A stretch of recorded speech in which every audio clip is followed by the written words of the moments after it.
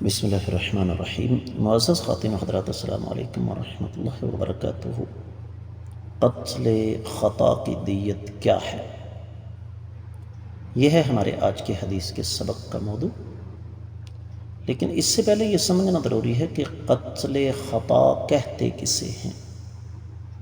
قتل خطا کا معنی یہ ہے کہ اگر کوئی انسان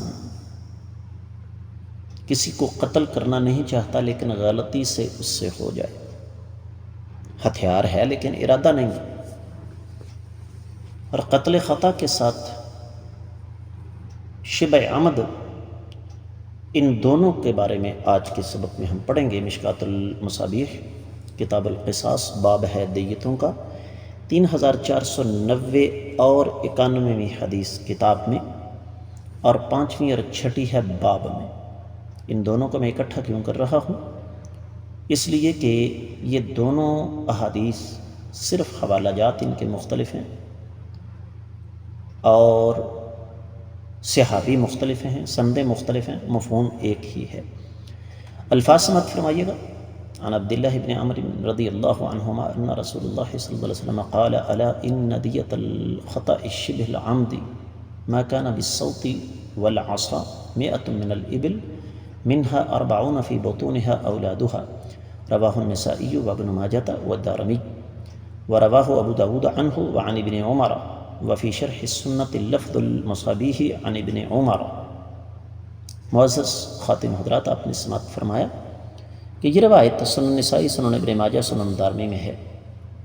تفصیلی حوالہ آپ کی خدمت میں رکھ رہا ہوں۔ سنن نسائی کتاب القسامہ والقبض والدیات، قسامہ، قصاص اور دیت کے احکام و مسائل، 33واں باب ہے کہ خالد الحذا کے شاگردوں کے اختلاف کا تذکرہ،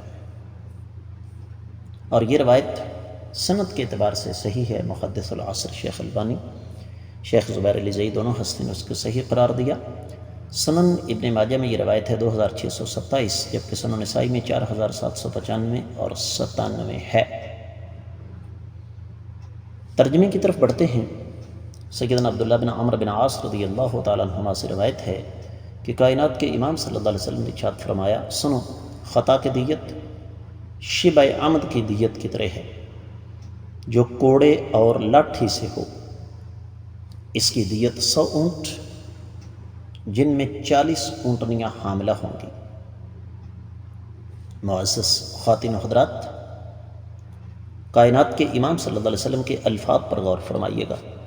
عام طور پر کوڑے یا لاٹھی سے کوئی شخص قتل نہیں ہوتا، لیکن ہو بھی سکتا ہے، اس لیے شریعت اسے قتل عمد قرار نہیں دیتی، بلکہ اسے شبہ عمد یا قتل خطا، کیونکہ اس میں قتل خطا میں ارادہ نہیں ہوتا، تو اس کی دیت کیا ہے؟ 100 اونٹ، اور اس 100 اونٹ میں 40 اونٹنیاں حاملہ ہوں گی۔ اس سے پہلے تفصیل گزر چکی ہے کہ قتل کی کتنی اقسام ہیں؟ 3۔